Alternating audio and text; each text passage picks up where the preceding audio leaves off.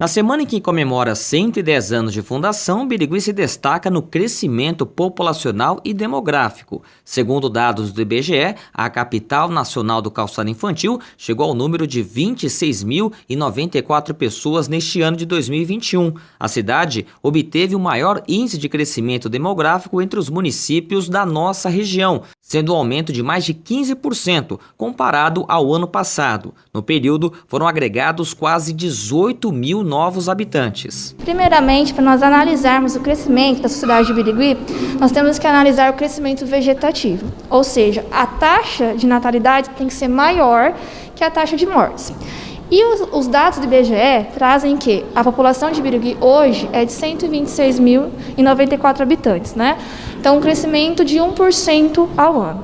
Convertendo esse 1% em números, seria aproximadamente 1.200 habitantes por ano.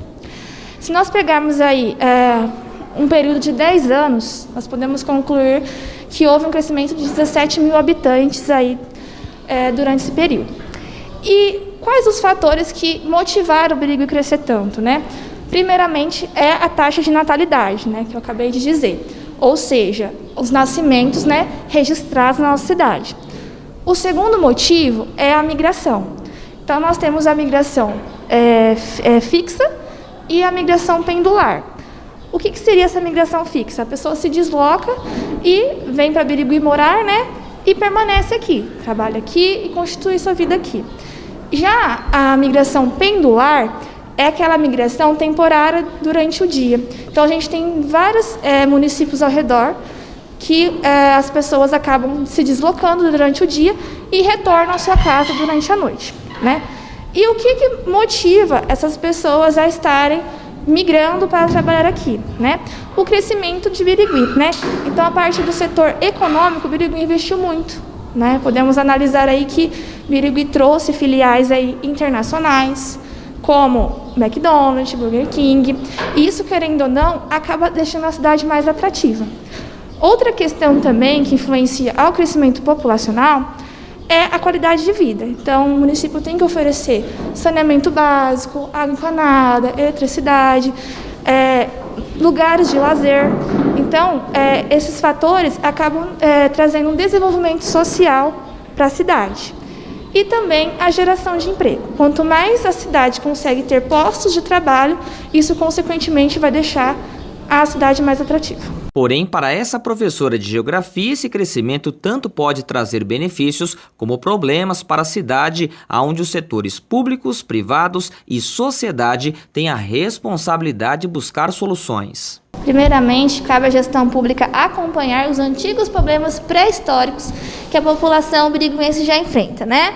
Como, por exemplo, a falta d'água, né? Nós temos bairros aí distantes do centro da cidade onde ocorre sempre reclamação com esse problema, e é um problema que é inadmissível, porque nós temos aí um conjunto de 12 córregos urbanos, né, que abastece a nossa cidade, e estudos de técnicos dizem que o grande problema é a capacitação da água, né? Então, nós temos aí reservatórios que estão em péssimas condições, a gente não consegue utilizar 100%, né, da capacidade, e acaba se tornando um grande problema para chegar essas águas aí em lugares mais distantes.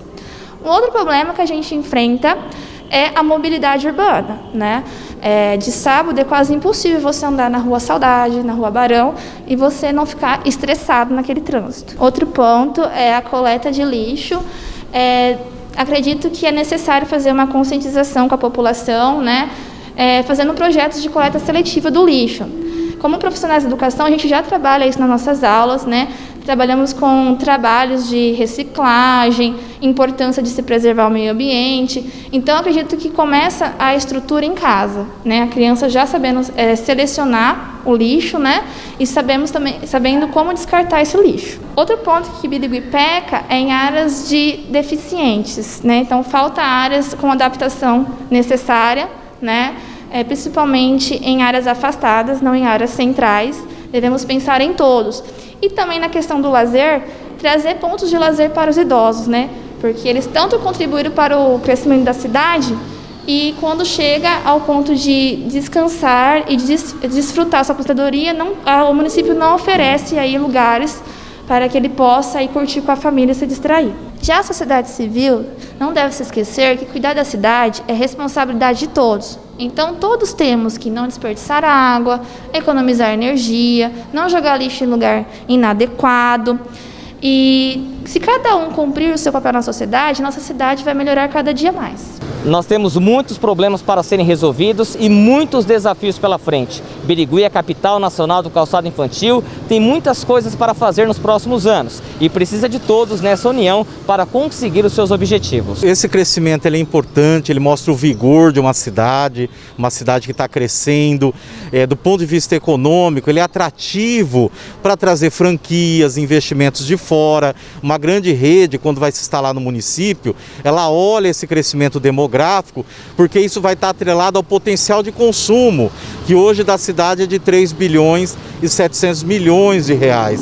Então isso é vantajoso do ponto de vista econômico. Além de que o crescimento ele vai gerar mão de obra para as empresas. Então essa oxigenação, quando você tem um crescimento ao longo do tempo, é a que a gente chama de PEA, população economicamente ativa, que é essencial para os setores produtivos. E é claro que o crescimento também gera novos empreendedores, que vão oxigenar as estruturas, né, a instalação de novas empresas, o que gera benefícios para o município. Para o professor e economista Marco Aurélio, Birigui tem potencial para crescer ainda mais nos próximos anos. A cidade de Birigui vem se consolidando ao longo do tempo, pelo perfil industrial, pelo crescimento demográfico que ela apresenta, grandes potencialidades. Isso deve permanecer ao longo do tempo, porque na nossa região, juntamente com Araçatuba, são as duas maiores cidades que, inclusive, dado a sua proximidade geográfica,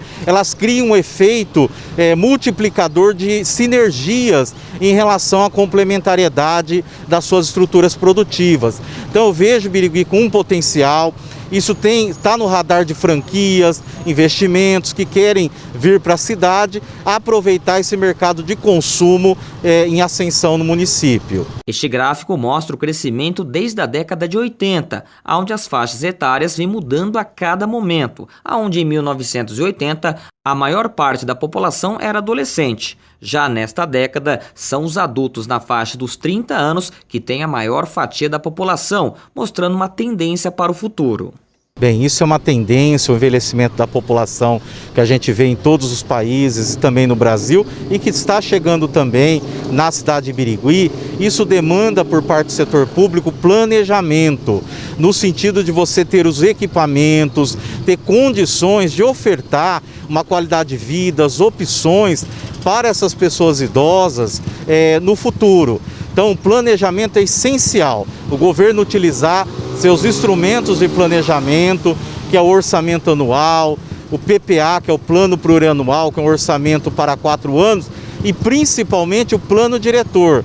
Então, o plano diretor que norteia o desenvolvimento da cidade no horizonte de maior prazo, ele é essencial para você enxergar essa mudança demográfica e os desafios que ela traz em termos de mobilidade, em termos de oportunidades, de espaço para estar acolhendo essas pessoas que estão vivendo cada vez mais tempo, haja vista a melhoria de qualidade de vida que a gente tem no país. E para uma cidade que não para de crescer, o que esperar do futuro? O que os governantes e sociedade devem agir para termos uma cidade com qualidade de vida para todos? São perguntas que demandam muito trabalho e organização para os próximos anos. Essa pergunta é bem complexa e vai depender dos caminhos que a gestão irá tomar.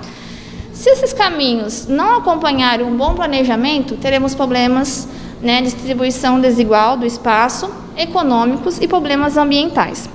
Na questão social, o que percebemos em nossa cidade? Os loteamentos estão cada vez mais distantes do centro.